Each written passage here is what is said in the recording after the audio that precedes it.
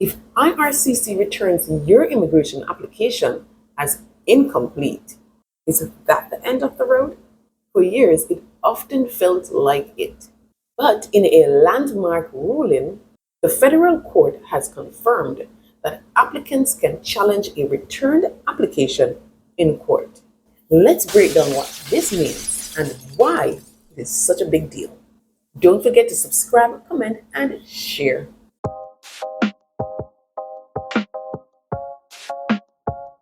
Under Canada's immigration system, when an application is returned as incomplete, IRCC treats it as if it was never submitted. No processing, no refusal, no appeal, just returned. In many programs, especially lottery-based programs, like the Parents and Grandparents program, this can effectively end your chance permanently. That's exactly what happened in Devgon versus Canada. Preet Kamal Devgon received an invitation to sponsor his parents under the Parents and Grandparents program. She submitted the application. IRCC later requested a gapless resume.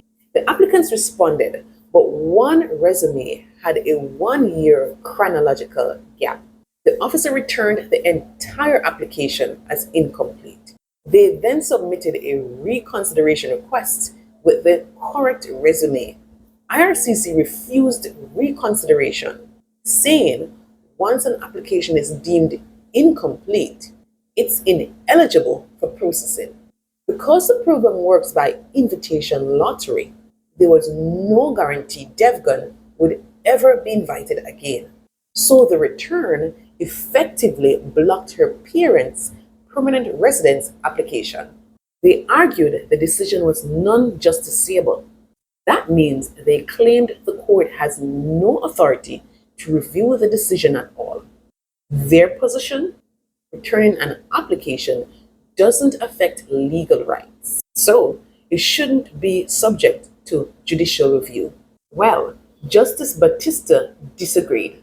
He ruled that the return of the application was in fact reviewable and unreasonable.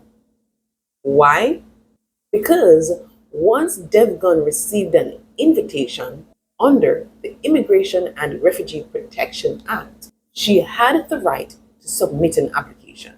Returning it as incomplete deprived her of that right. The court ruled that accepting IRCC's argument would allow unscrutinized executive action, something incompatible with the rule of law. The judge set aside the return decision and ordered the application sent back to IRCC. The officer returned the application because of a 1-year gap in the resume. The official checklist for the Parents and Grandparents program does not require resumes to be gapless. A procedural fairness letter cannot redefine what makes an application incomplete.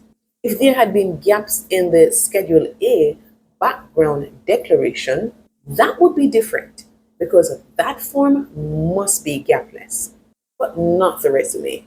So the officer misunderstood the completeness requirements. This case confirms something very important. If IRCC returns your application as incomplete, that decision may be challenged in federal court. It's not automatically the final word.